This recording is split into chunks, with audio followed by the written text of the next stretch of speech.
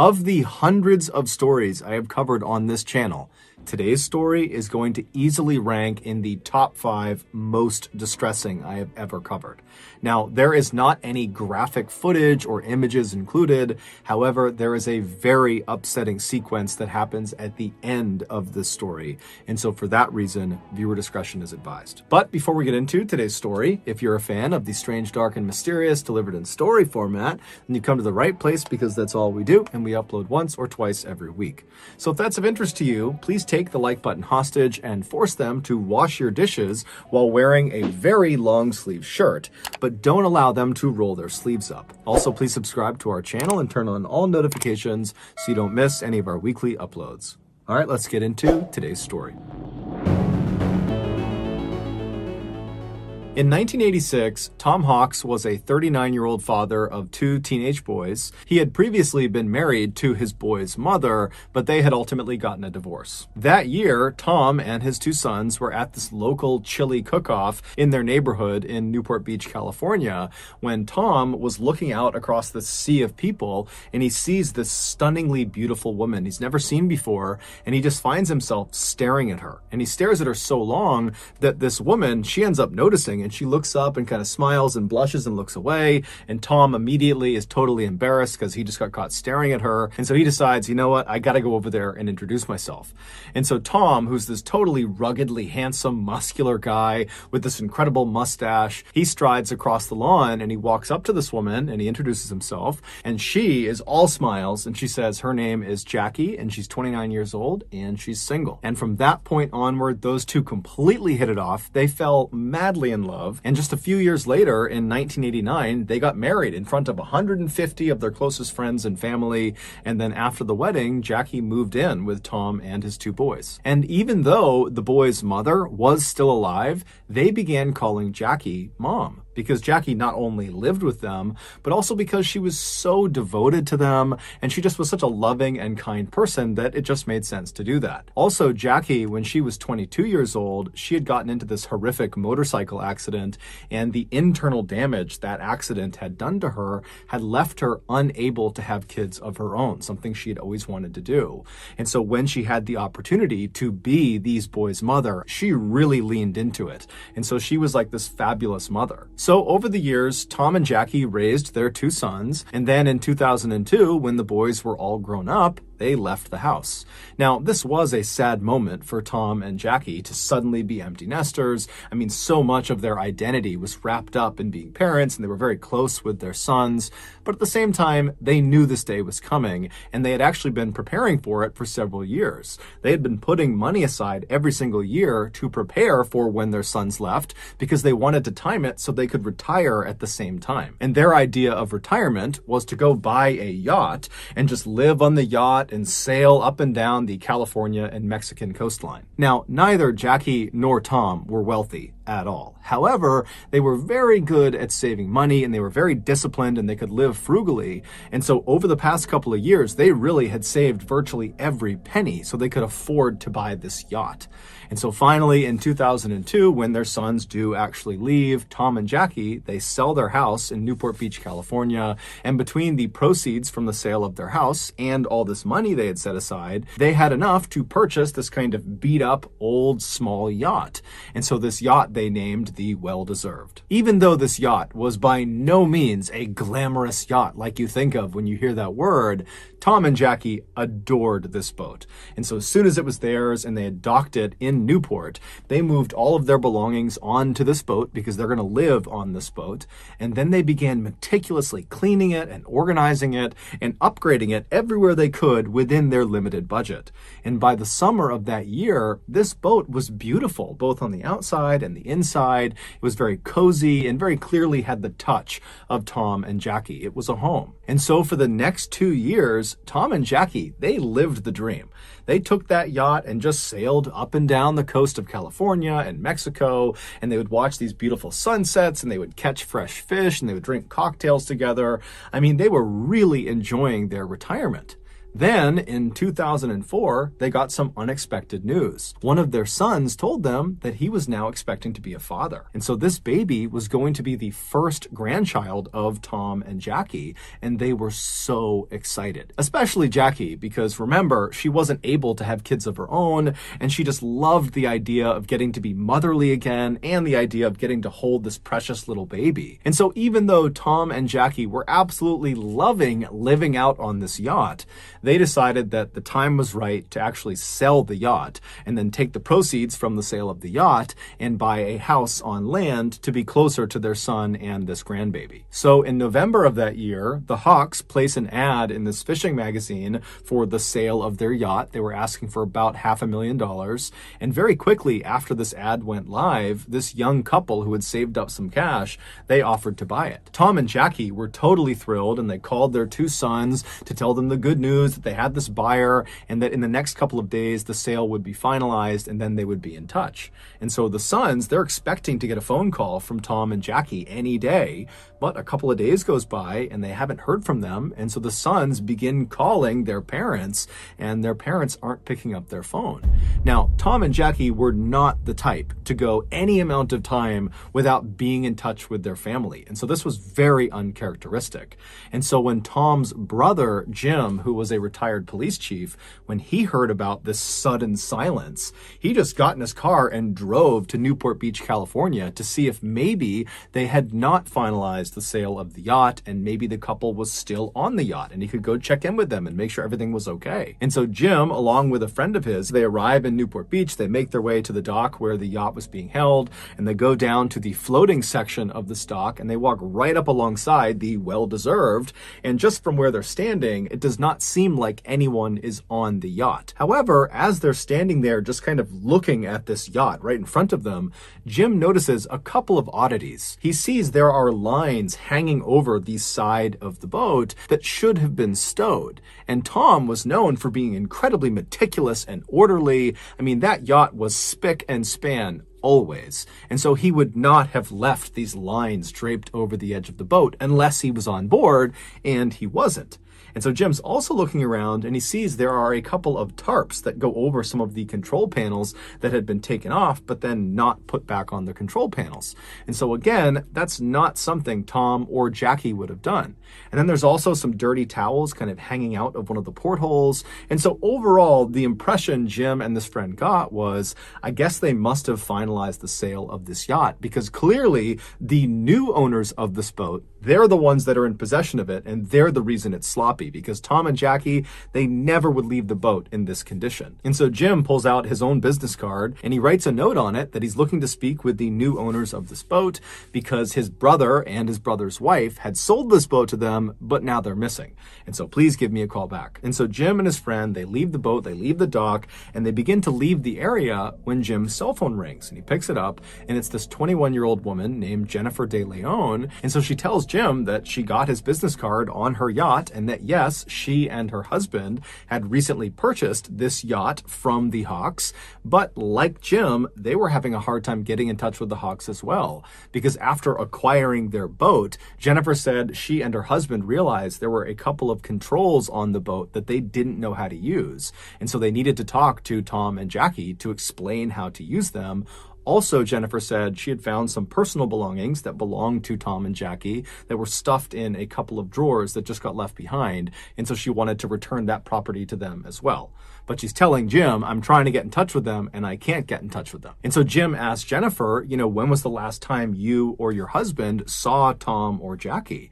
And she would say, the last time we saw them was when we actually finalized the sale of the boat, when we literally gave them the money and we watched them take the money, hop in their car, and drive away. Jim asked her if she had any idea where they might have been going. And Jennifer said, we really didn't have that many personal conversations with Tom or Jackie. It was mostly just business stuff. But in the limited personal interactions we did have, Tom would always talk about how he and Jackie planned on buying a house in Mexico in this town that bordered Arizona, because apparently they have a son that lives in Arizona and he's about to have a baby, and they were talking about how they wanted to be very close. Jim thanked Jennifer and asked her, if you hear from Tom or Jackie, please let me know. And then Jennifer says to Jim, same thing to you. If you hear from them, please let me know, because I need to talk to them too. And so they hang up, and Jim is left thinking, what's going on here? And then Jim remembers there's this woman that Tom and Jackie had hired. Her name was Patricia. And for the past couple of years that they had been out on their boat, they knew they would not have great internet. And so they would not be able to consistently be able to pay their bills and pay taxes. And so they had hired this woman, Patricia, who was also a friend of theirs, to basically pay their bills and manage their finances. And so Jim gets her number and he calls Patricia. And the first thing he asks her is, hey, have you spoken with Tom or Jackie recently? And she says, no, I haven't. And so Jim explains the situation and then asks Patricia, has Tom or Jackie recently made a large deposit into any of their accounts? Because just a couple of days ago, they would have received nearly $500,000. And so Patricia, she checks the accounts and she says, no, there's been no deposits made. And so Jim and Patricia are talking on the phone, trying to rationalize why Tom and Jackie would not have deposited so much money. And they really couldn't come up with a reasonable explanation for it. And so after Jim hung up with Patricia, he just had a bad feeling about what was going on. And so Jim called the Newport Beach Police Department and he officially reported Tom and Jackie missing. The first thing the Newport Beach Police Department did with this missing person report was to do some digging on the new buyers of this yacht, the De Leons. And when they looked at the 25-year-old husband named Skylar, they discovered he was a felon. He had been arrested and convicted of armed robbery and had spent some time in jail for it. And so naturally, the police were immediately suspicious of Skylar De Leon and really the De Leons in general, because they were the last ones to see the Hawks before they went missing. And so they sent one of their detectives down to the dock to just kind of walk around the yacht and just kind of feel it out, see what's going on down there, see if there's anything unusual. And so this detective goes down to the dock, they walk onto the floating section of the dock, and they walk right up alongside the well-deserved. And from the looks of it, it doesn't appear that anybody's on board. And as this detective is kind of looking in the window and just kind of looking around, they think they see what looks like a bloody handprint inside the boat. And so that would end up being enough to get a search warrant. And before long that day, there were police swarming this boat, looking all over it. But it would turn out that was not a bloody handprint. It was actually just some rust. And there was nothing else of significance that was found on board this boat. And so the police are pretty frustrated because they really don't have any leads. And so they contact Skylar De Leon and they say, hey, you need to come into the police station and explain exactly what happened during your final interaction with the Hawks. And so Skylar comes to the police station, he's totally cooperative, and he explains to the detectives that, he saw this ad in this fishing magazine for a yacht. He contacted Tom Hawk and said, I'm interested. The two of them met up and then went out for a sea trial, which is basically a test drive, but for a boat. And during the sea trial, Skylar told Tom that he liked the boat and he wanted to go forward with the purchase. And so on November 15th, Skylar, along with his pregnant wife and his young daughter, and also a notary and another person, a friend of Skylar's that was there just kind of as a witness, they go to the parking lot of the dock right near where the yacht is. And then the Hawks show up, Tom and Jackie, and the De Leons literally hand over a suitcase full of cash to Tom, and then Tom and Jackie, with the notary, they signed the sale documentation, basically giving the boat over to the De Leons, and then Tom and Jackie took their suitcase full of cash, hopped in their SUV, and they drove off, presumably to go to Mexico. When the police asked Skylar, how were you able to afford such an expensive vessel, Skylar would tell them that back in the 1990s, he was actually a child star, or kind of. He was an extra on the very popular TV show Power Rangers, and from being on that show, he had made a bunch of money, and he had set it aside. And as Skylar is telling the detectives this, he kind of just stops himself at some point and he's like, you know what? That's not really the truth. The reality is the reason we had the money to do this is not because of the cash I got from being a child star. It's actually because I stole the money. It would turn out that armed robbery that Skylar was convicted for and spent some time in jail for, that was because he was stealing money from this drug kingpin.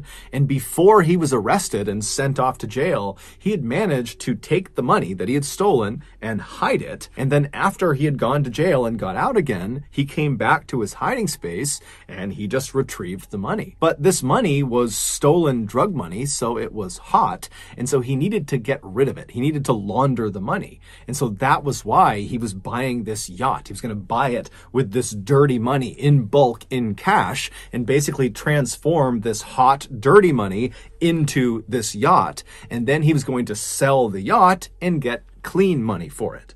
And so the police are totally shocked at this confession because Skylar has just completely incriminated himself in a money laundering scheme. But the police would ultimately say to Skylar, you know what, we're not going to charge you with money laundering because you're being so forthright and helpful with this investigation. And so they let Skylar go. The police would go on to interview Skylar's wife, Jennifer, as well as the notary and also that other friend who had come along for that final sale of the boat who was there as a witness. And so the police interview all three of those people and they ask them, you know, what was your final interaction with Tom and Jackie like? And they all described the same situation of seeing Tom and Jackie taking the suitcase full of cash and then signing the paperwork, hopping in their car and driving off. The only detail that seemed to differ amongst these four people who were there was the way Tom and Jackie were acting. Skylar made it seem like Tom was kind of anxious and paranoid about having all this money, whereas the notary said, you know, Tom and Jackie seemed completely normal to me. After all the interviews with these people who had seen Tom and Jackie last, the police felt like they had kind of reached a dead end and just didn't know what to do next. And so they went to the media and asked them to put out a bulletin that had a picture of Tom and Jackie, as well as a picture of their vehicle, and it asked people to come forward if they had seen them. And sure enough, within a couple of days of this bulletin going out on TV, this older couple in Mexico called the police to say the Hawks SUV is right across the street from me right now. It's parked right on the road. And so naturally, the Mexican authorities, as well as American authorities, they rush to this location and they charge up to the house where this SUV is parked, and they're kind of expecting to find Jackie and Tom inside, or someone that at least knows Tom and Jackie. But when they knock on the door, this guy nobody recognized, someone who was living in Mexico, he comes up to the door and he's looking very confused, and the police ask him, you know, whose SUV is that parked outside? And he said, oh, well, that's my friend's car. And they say, well, is your friend Tom or Jackie Hawks?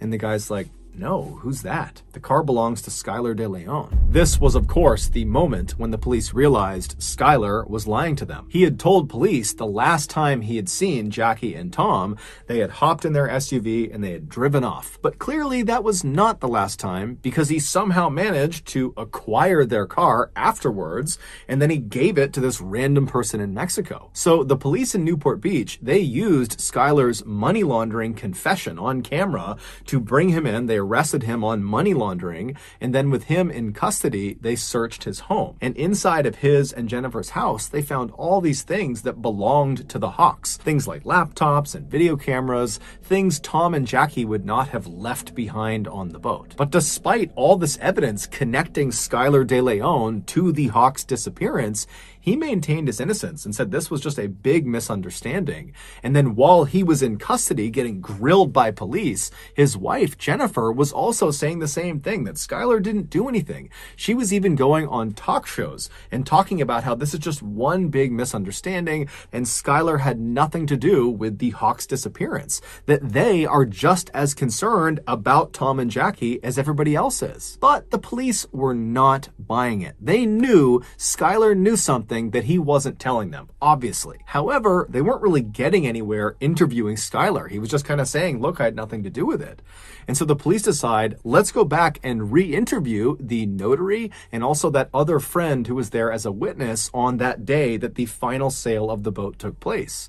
And so they call the notary back into the police department, and the notary is this woman named Kathleen Harris, who's never gotten in trouble in her life, and she's been a very successful notary for a long time. And so she sits down and they ask her again to describe her final interactions with Tom and Jackie. And once again, she says, yep, they came over, they signed the paperwork, they took their cash, they got in their SUV, and they drove off. But under follow-on, very intensive questioning by the police, Kathleen would finally break. And she would say, actually, I've never met Tom and Jackie in my entire life. I was paid up front in cash by Skylar De Leon to backdate those sale documents that had already been signed.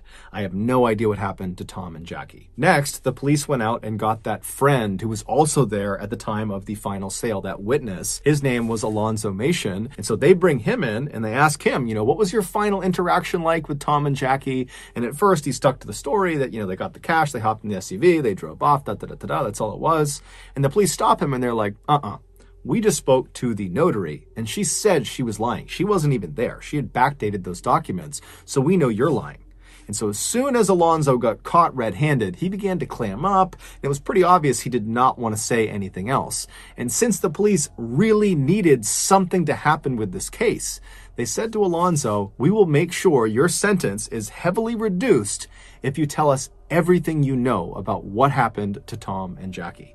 And so Alonzo says, "Okay, I'll tell you." Alonzo was a young guy, very impressionable. He was in his early to mid-20s, and he was actually a jailer, and he had met Skylar when Skylar was in jail. He was in jail for that armed robbery. And so after Skylar gets out of jail, Alonzo and Skylar somehow stay friends, and they spend a lot of time together. And then in November of 2004, Skylar pulls Alonzo aside, and he confesses to him that he is in fact an international assassin, that people paid him to kill people, but only bad people, Skylar said. And he says to Alonzo, "I have a current contract on two really bad people, Tom and Jackie Hawks, but I need help carrying this out. And so if you will help me carry out this contract, I will give you $1 million US." And so Alonzo's like, "Man, okay, yeah, I'll help you." And so on November 15th, Skylar, Alonzo, and a third man that Skylar had recruited to be a part of this job. He was this big, muscular, intimidating looking guy who was actually a longtime Southern California gang member. His name was John Kennedy. Those three, they show up at the parking lot of the dock not to finalize the sale of this yacht. They weren't even close to finalizing the sale. They were there to meet up with Tom and Jackie to do a sea trial, a test drive. But when Tom and Jackie arrive, Tom, who was a longtime probation officer and so was very used to being around felons and convicts, he immediately sized these three up and thought, bad news. And so when the two parties met each other in the parking lot, Skylar started to notice that Tom was definitely apprehensive about getting on a boat with them. In fact, Tom was talking about potentially rescheduling and that, today is not a good day. And Skylar's seeing, okay, they're clearly uneasy about getting on the boat with us. And so Skylar says, "Hey, Tom, Jackie, hold on a minute. I'm going to step aside and make a phone call."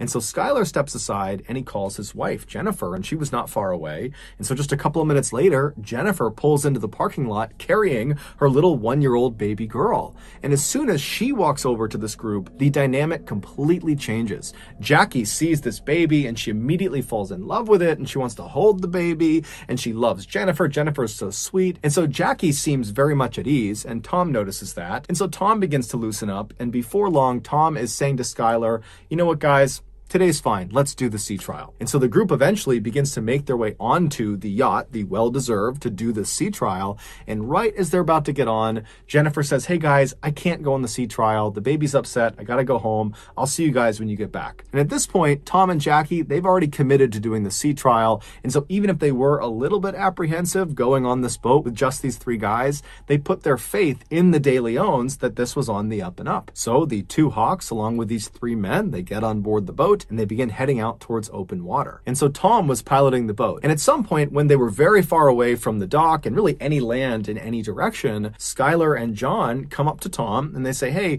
we want to show you something down in the lower levels of the ship." And so Tom goes with them. They go downstairs into the bedroom. And while they're down there, Alonzo and Jackie were in the kitchen, which is right above the bedroom.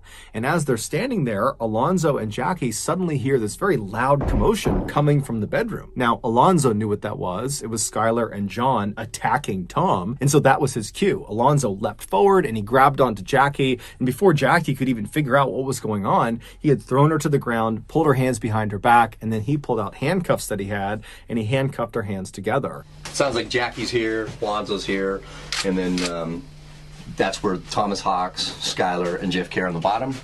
And Jackie hears the commotion. She looks down this way, and this is where Alonzo overpowers her. And as soon as Jackie was subdued in the kitchen, Skylar and John, they come up the stairs, and Tom's not with them, and they grab Jackie, and they walk her down into the bedroom, and Jackie would have seen her husband, Tom. He's been handcuffed, and he's laying on the bed on his back. And so they throw Jackie onto the bed right next to Tom, and immediately Jackie turns around and looks at Skylar and says, "Why are you doing this to us? We just met your wife. I just held your baby. why are you doing this? All we want to do is just go back to land and be with our children and be with our grandchildren, please. But Skylar didn't care. He just turned to Alonzo and said, put tape on both of their mouths and their eyes. And as Alonzo was doing that, Skylar went upstairs and began piloting the boat towards the deepest part of the ocean. And so as Skylar is driving this boat, Alonzo and John are down in the bedroom, and Alonzo remembers looking over at Tom, and Tom was comforting Jackie. He had managed to pull his hand up, and he was stroking Jackie's hand, and he was saying to her, it's going to be okay. No matter what happens to us, we'll be together. Suddenly, the boat stopped because Skylar had reached the deepest part of the ocean, and he called down to John and Alonzo to bring Jackie and Tom up onto the deck. And so Alonzo and John do just that. They march Tom and Jackie up the steps. They bring them out to the deck of the ship, and then Skylar forces them to sign the sale documentation for the boat, as well as had them sign additional paperwork that gave Skylar access to their bank accounts. And while they were signing these documents, Jackie actually misspelled her last name on one of the signature blocks. She left the S off of her last name. That's not something she would have done by accident. It's pretty clear she did that on purpose to signal to the future that she signed this under duress. After all these documents were signed, the three men led their two captives to the back of the boat. And then once they were standing at the back of the boat, Skylar tells Alonzo, in earshot of Jackie and Tom, to, hey, go to the front of the boat and get the anchor. And so Tom and Jackie, they know that whatever's going to happen to them next, it's not good. And so Jackie begins pleading with them to let them live, let them go back to land, let them see their grandchild. And Tom manages to shake his restraints from John, who was holding him, and he manages to kick Skylar really hard in the groin. But after that, John leapt on top of Tom and Jackie and subdued both of them. And then he positioned Tom and Jackie so they were sitting down back to back with their handcuffs connected to each other. And then Alonzo shows up dragging this heavy anchor, and he finally gets it all the way over until it's right next to Tom and Jackie, at which point Skylar grabs the long metal chain that came off of the anchor, and he felt around until he got to the very end of the chain. So not the side closest to the anchor that's attached to it, the far other side, the bitter end of this chain.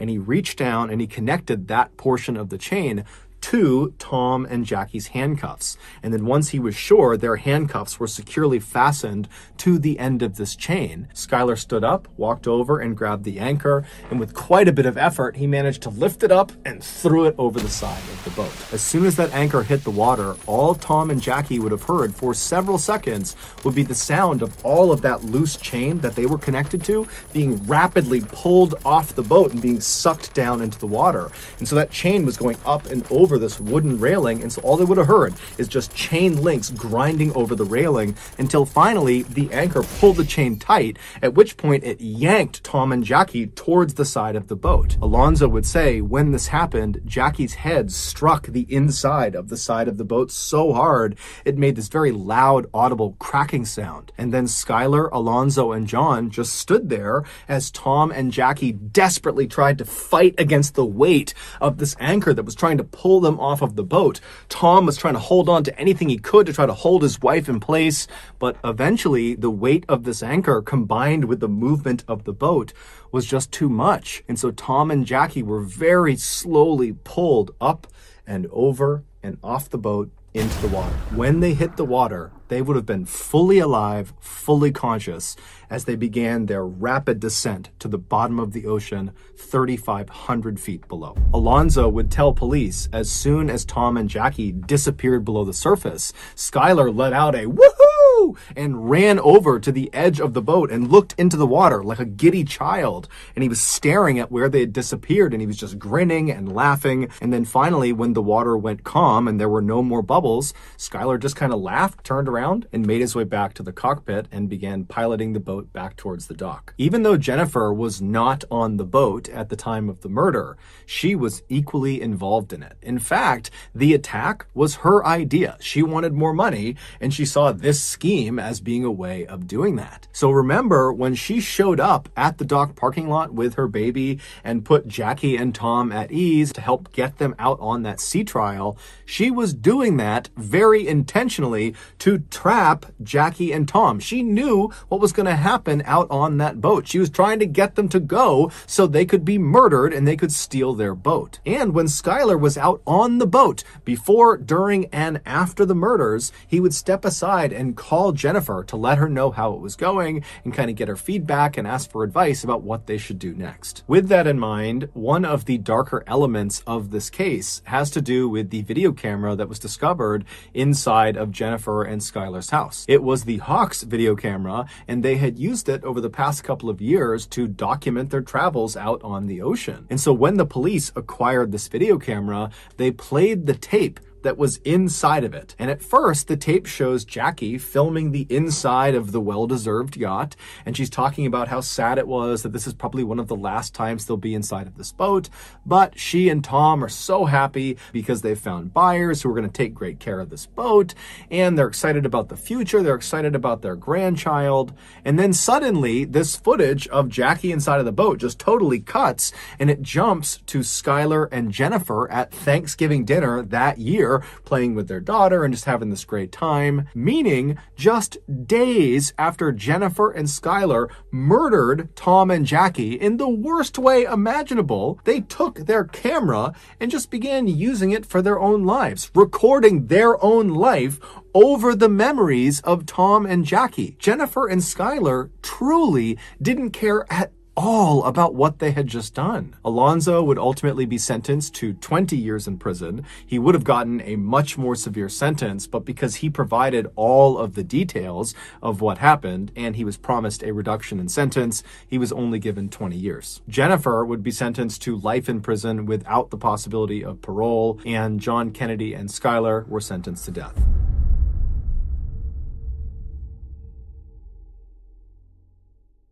So that's going to do it, guys. If you got something out of today's episode and you haven't done this already, please take the like button hostage and force them to wash your dishes while wearing a very long sleeve shirt, but don't allow them to roll their sleeves up. Also, please subscribe to our channel and turn on all notifications so you don't miss any of our weekly 1 or 2 video uploads. We are now selling merchandise like flannels and hats and sweatshirts and all sorts of stuff. If you're interested, go to shopmrballin.com. If you want to learn about upcoming deals and promotions for our shop, go to our shop's Instagram page. The username is shopmrballin. If you want to get in touch with me, you can direct message me on Instagram or on Twitter. My username is the same. It's Mr. Ballin. I also have a ton of content over on TikTok where my username is also Mr. Ballin. We also have a second YouTube channel called Mr. Ballin Shorts where we post random short videos and lost episodes. We also have a Facebook page just called Mr. Ballin where we post condensed versions of the longer episodes you see on YouTube. If you have a story suggestion, please submit it to our subreddit just called Mr. Ballin. It's linked in the description below. So whether I see you on Instagram, Twitter, TikTok, Reddit, YouTube, Facebook, or some combination, just know that I really appreciate your support. And until next time, that's going to do it. See ya.